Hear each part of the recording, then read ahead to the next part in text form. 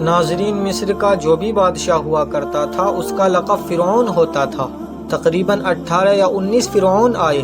اب جو موسیٰ علیہ السلام کے زمانے کا فرعون تھا وہ بڑا ہی جری تھا، اسے اپنی طاقت پر غرور بھی تھا، گھمنڈ بھی تھا۔ ایسا ہے کہ تقریباً 100 سال تک تو اسے سردی بخار بھی نہیں آیا، وہ بیمار کبھی نہیں ہوا۔ اور جب کسی کو کوئی تکلیف نہ آئے تو وہ غرور میں پڑ جاتا ہے، اسے ایسا لگنے لگتا ہے کہ میں دنیا کا سب سے پاورفل آدمی ہوں، مجھے کچھ نہیں ہو سکتا۔ تو یہی وہ فرعون ہے جس نے اپنے زمانے میں یہ اعلان کیا تھا کہ اے لوگوں، میں ہی تمہارا رب ہوں، میری ہی عبادت کرو۔ لوگوں کو اپنی خدمت پر مامور کرنے کے بجائے اپنی عبادت پر مامور کرتا تھا۔ ہزاروں لوگ اسے سجدہ بھی کرتے تھے۔ ایک دن ایسا ہوا کہ فرعون نے خواب دیکھا، آسمان سے ایک تارا ٹوٹ کر اس کے محل میں آ گرا اور پھر محل میں آگ لگ گئی۔ وہ گھبرا کر کے اٹھا، صبح نجومیوں کو بلایا کہ اس خواب کی کوئی تعبیر صحیح بتا دے۔ بہتوں نے الگ الگ تعبیر بتائی۔ پھر جو بڑے ماہر نجومی تھے انہوں نے کہا کہ اس خواب کی تعبیر یہ ہے کہ بنی اسرائیل کے خاندان میں ایک بچہ پیدا ہوگا جو تیری سلطنت کو ہلاک کر دے گا، تیری سلطنت کے ہلاک کا باعث بنے گا۔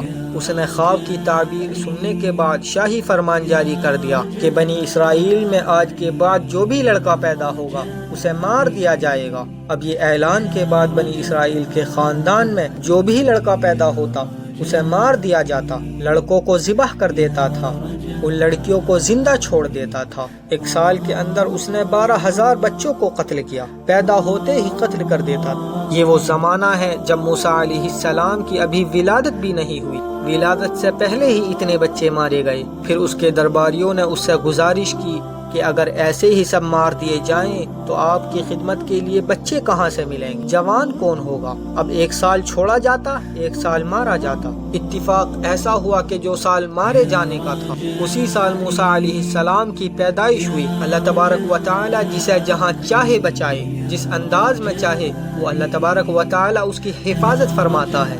تو موسیٰ علیہ السلام کی ماں کے دل میں اللہ تبارک و تعالی نے یہ بات ڈالی کہ وہ تہ خانے میں چلی جائیں۔ وہ تہ خانے میں گئی، بچے کی ولادت ہوئی، لڑکا پیدا ہوا۔ اب وہ گھبرا گئی کہ یہ سال تو مارے جانے والا ہے، چونکہ وہ بنی اسرائیل کے خاندان سے تھی کہ میرا بچہ مارا جائے گا، قتل کر دیا جائے گا۔ تو اللہ سبحانہ و تعالی نے ان کے دل میں یہ بات ڈالی کہ ایک لکڑی کا صندوق لے لیں اور اس میں اس بچے کو ڈال کر دریا میں بہا دو۔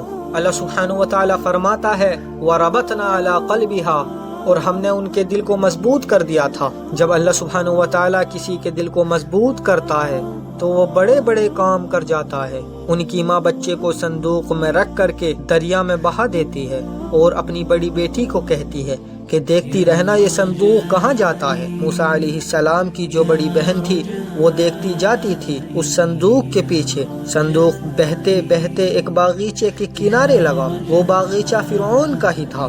فرعون کی بیوی ٹہلنے کے لیے شام کے وقت باغیچے میں آیا کرتی تھی۔ جب وہ اپنی کنیزوں کے ساتھ وہاں آئی تفریح کے لیے تو ایک صندوق اپنے باغیچے کے کنارے لگا ہوا دیکھا۔ اٹھانے کے لیے کہا، اٹھایا گیا تو نہایت ہی خوبصورت بچہ۔ فرعون کے گھر میں کوئی بچہ بھی نہیں تھا، اولاد بھی نہیں، تو فرعون کی بیوی نے اٹھا لیا اور کہا یہ تو بہت حسین خوبصورت بچہ ہے، اور اپنے محلے آئی۔ فرعون سے اس نے کہا کہ آج دریا میں بہتا ہوا ایک بچہ کنارے پر آ لگا، میں نے اس کو اٹھا لیا۔ فرعون ڈر گیا، کہیں یہ وہی بچہ تو نہیں جو میری سلطنت کو ہلاک کرنے کا سبب بنے گا۔ بیوی نے کہا ایسا کیسے ہو سکتا ہے، وہ تو بنی اسرائیل میں پیدا ہوگا، یہ تو کسی دریا سے بہتا ہوا آیا ہے۔ فرعون کی بیوی نے کہا لا تقتلوه عسى ان ينفعنا او نتخذه ولدا، اس کو قتل مت کرو، قریب ہے کہ ہم اس سے فائدہ اٹھائیں گے اور بیٹا بنا لیں گے۔